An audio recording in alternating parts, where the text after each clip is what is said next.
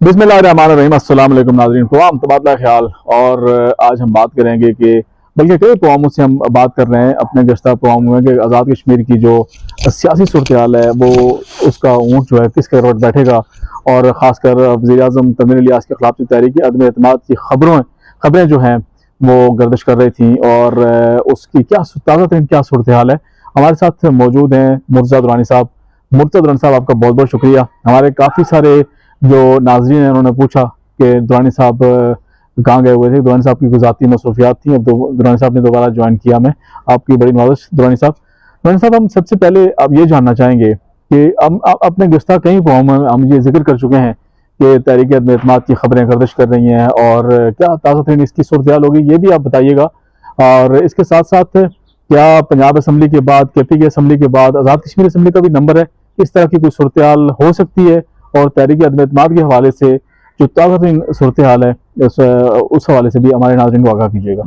जी, बहुत शुक्रिया राय साहब। बड़ा इम्पोर्टेंट सवाल आपने किया। और आज़ाद कश्मीर असम्बली के बारे में, क्योंकि जो आज़ाद कश्मीर असम्बली है उसको डिज़ोल्व करना या उसको तहलील करने का इख्तियार आइन के तहत एक्ट 74 के तहत प्राइम मिनिस्टर आज़ाद कश्मीर के पास है। और प्राइम मिनिस्टर आज़ाद कश्मीर किसी वक्त भी असम्बली डिज़ोल्व कर सकते हैं, उनके पास ये इख्तियार है। और वो ये एडवाइस प्रेसिडेंट के पास भेज सकते हैं कि मैं आज़ाद कश्मीर असम्बली डिज़ोल्व करता हूँ। इससे पहले एक मिसाल मौजूद है हमारे पास। 1990 में राजा मुमताज़ राठौर जो हैं वो प्राइम मिनिस्टर थे। उन्होंने 9 महीने के बाद जो है आज़ाद कश्मीर असम्बली डिज़ोल्व कर दी थी। इलेक्शन के फौरी 9 महीने के बाद उन्होंने फौरी इलेक्शन अनाउंस किया। और फिर एक्ट 74 में ये भी प्रोविजन मौजूद है कि आज़ाद कश्मीर में अबूई हुकूमत भी कायम होती। जो प्राइम मिनिस्टर होता है जिसने असम्बली डिज़ोल्व की होती है, या जो प्राइम मिनिस्टर सिटिंग होते हैं, वही इलेक्शन करवाते हैं। और फिर उन्हीं की सरबराही में जो है वो एक निगरान काबीना बनती है और वो अपनी काबीना के जरिए फिर इलेक्शन करवाते हैं। तो आज़ाद कश्मीर असम्बली में इस वक्त जो तहरीक अदम एतमाद पेश करने के हवाले से मुशावरत चल रही थी और बहुत सारी जो हिकमत अमली, सियासी हिकमत अमली तय की जा रही है मुख्तलिफ सियासी जमातों की जानब से, जिसमें पीपल्स पार्टी सारे फहरिस्त है, फिर PMLN, JK पीपल्स पार्टी और कुछ नाराज अरकान PTI के मिल के तहरीक अदम एतमाद जो है वो पेश करना चाह रहे हैं।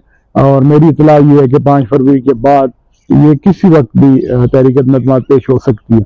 लेकिन उसके साथ साथ ये भी खतरा मौजूद था कि वज़ीर-ए-आज़म आज़ाद कश्मीर, ये खतरा उन असम्बली मेंबरान को भी होता है जो इलेक्शन लड़ के आए होते हैं और उन्होंने 5 साल का मैंडेट लिया होता है। तो उनको भी ये खतरा होता है कि कहीं प्राइम मिनिस्टर जो है वो असम्बली डिज़ोल्व कर देगा या तहलील कर देगा तो हमारे जो अगले 2-3 साल हैं वो ज़ाया हो जाएंगे और फिर हमें इलेक्शन में जाना पड़ जाएगा।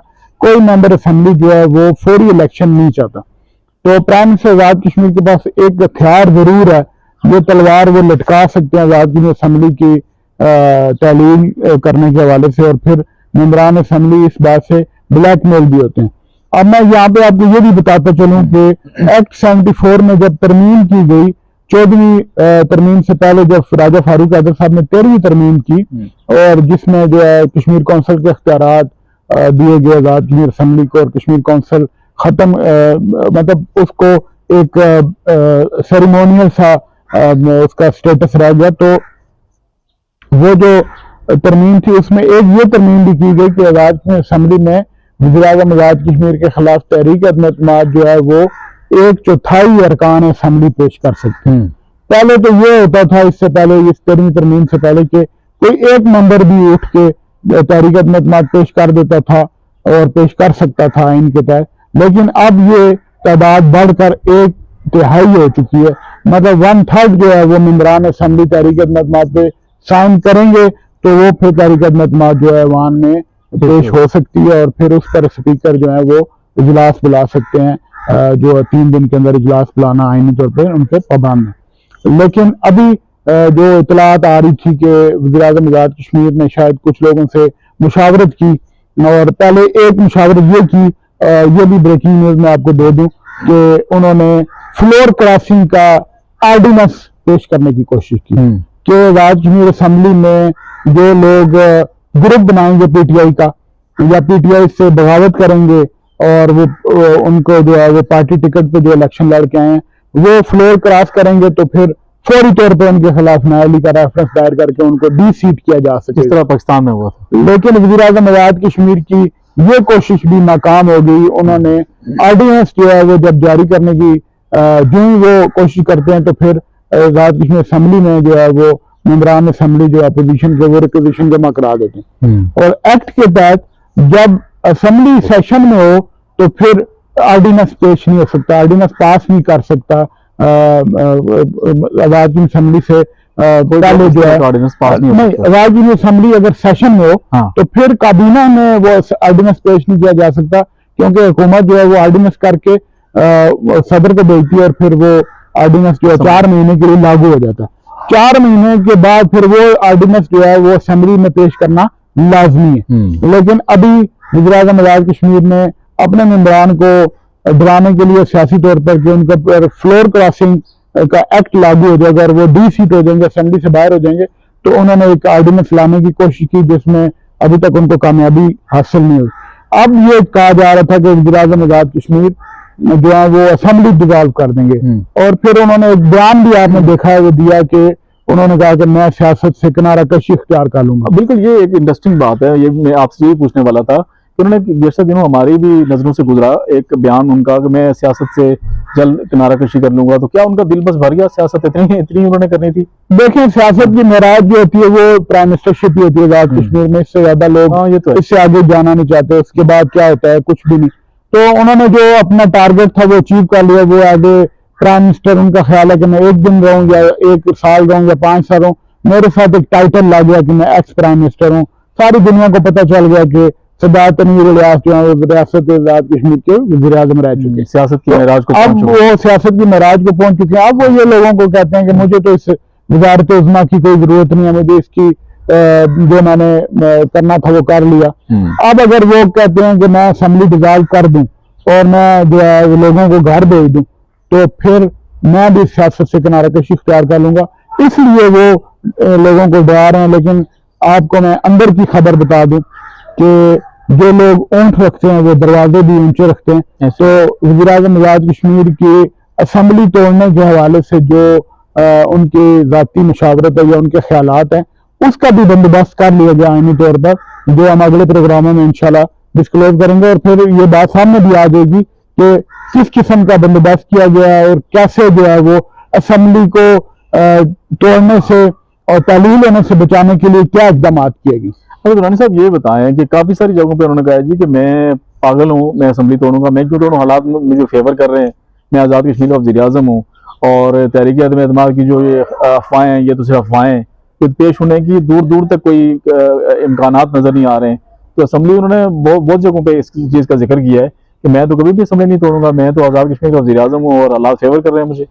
देखें, जब अगर वज़ीर आज़म को एकदम ये महसूस होगा कि या उनको इत्तला मिलेगी कि तहरीक अदम पेश की जा रही है, पेश हो चुकी है, तो वो असेंबली तोड़ने का इंतहाई इकदाम कर सकते हैं। ये खतरा बदस्तूर मौजूद है और इससे बचने के लिए एक जो है वो आईनी तौर पर एक इंतजाम कर लिया गया। अब आप ये देखेंगे, अगर वज़ीर आज़म असेंबली तोड़ने की एडवाइस दे देते हैं और उधर से असेंबली में तहरीक अदम पेश हो जाती है, तो फिर एक नया आईनी दौरान पैदा हो जाएगा। बिल्कुल, कि असेंबली पहले टूट गई है या तहरीक अदम पहले आ गई।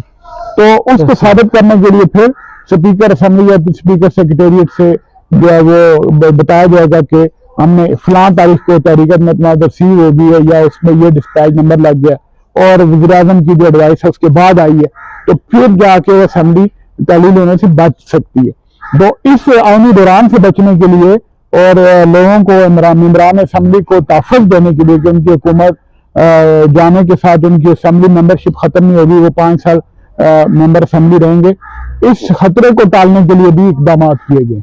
अच्छा दुरानी साहब, हमारी कुछ और आईनी माहिरीन से भी बात हुई थी इसी हवाले से कि अगर उनका ये कहना था कि अगर पीटीआई के 7, 8, 10 अरकान भी, यानी अगर जिस तरह इनके अरकान की तादाद 32 है या 31 है, तो कम से कम 16 अरकान इनके पास होने चाहिए जो एक ग्रुप बना के फॉरवर्ड ब्लॉक बना सकते हैं। तो उनका ये कहना था कि अगर 7, 8, 9, 10 बंदों का फॉरवर्ड ब्लॉक भी बनता है तो उनके ऊपर फ्लोर क्रॉसिंग या इस तरह की न्यायालय की कोई तलवार लटक रही है, इस तरह कोई है कानून आज़ाद कश्मीर में? देखें, ऐसा कोई कानून नहीं है। इंडिविजुअली जो है वो अगर एक मेंबर असेंबली इस तरह एक पहले भी एक मेंबर असेंबली के ऊपर जो है वो आखिरी साल में इलेक्शन से 2 महीने पहले सुप्रीम कोर्ट ने फैसला दिया, आजाद कश्मीर सुप्रीम कोर्ट ने, कि वो उन्हें फ्लोर क्रॉसिंग की, वो सिंगल मेंबर के तौर पे की थी। तो इसलिए वो एक एग्जांपल मौजूद है।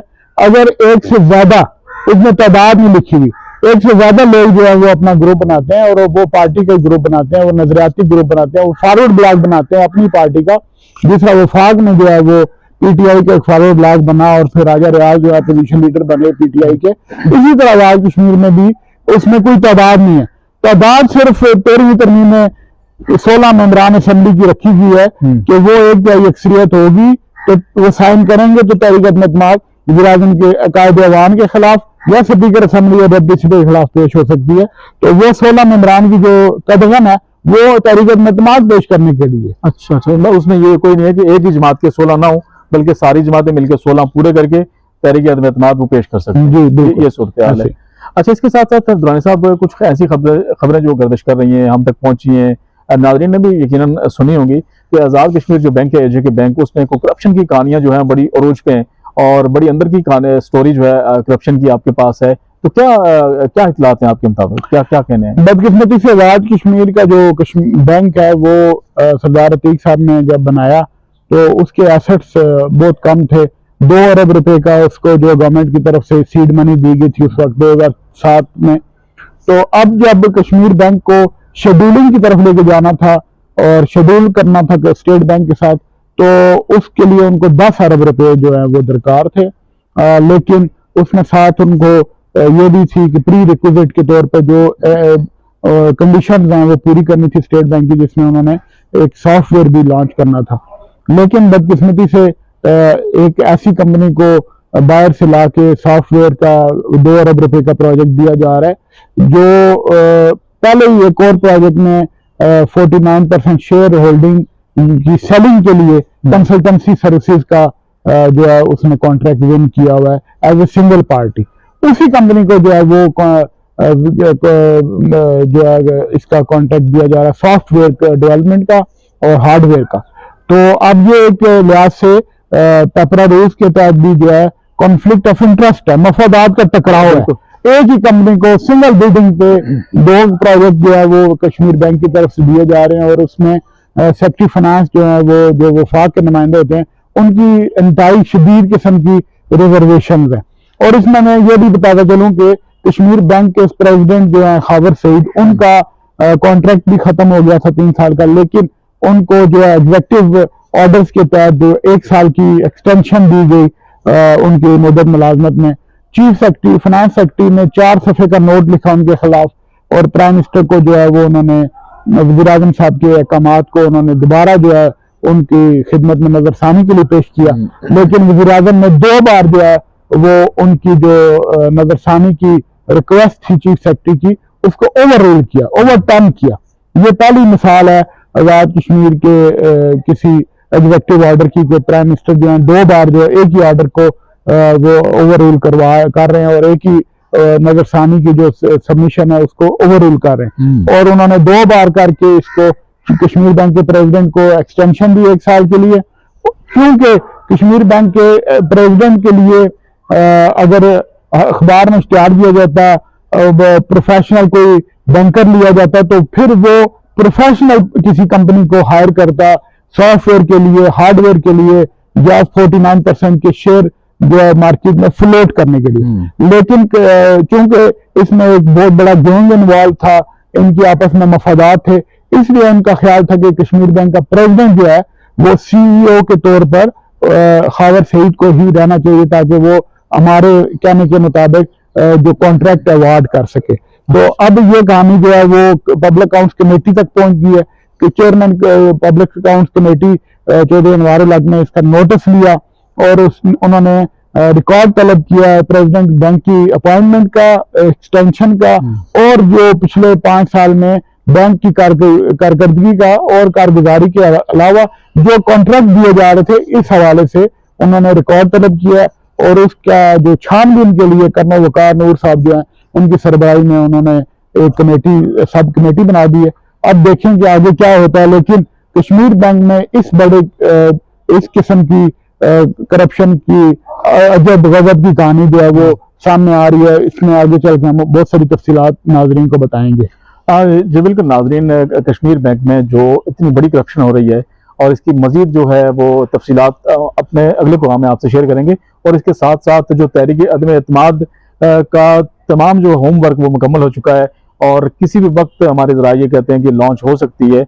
और इस हवाले से जिस तरह दुरानी साहब ने तफसीलन बताया कि असम्बली अब तोड़ने का वो सिलसिला नहीं हो सकता, उसका भी जो बंदोबस्त वो किया जा चुका है। इस तमाम इन दोनों खबरों की जो तफसील है हम अगले प्रोग्राम में मजीद इसका फॉलो अप जो है वो आपके साथ पेश करेंगे। मुर्तज़ा दुरानी साहब आपका बहुत बहुत शुक्रिया। तो नाज़रीन अपना दोस्तों रिश्तेदारों का ख्याल रखिएगा। इंशाल्लाह अगले प्रोग्राम में आपके साथ फिर हाजिर होंगे। बहुत शुक्रिया जी।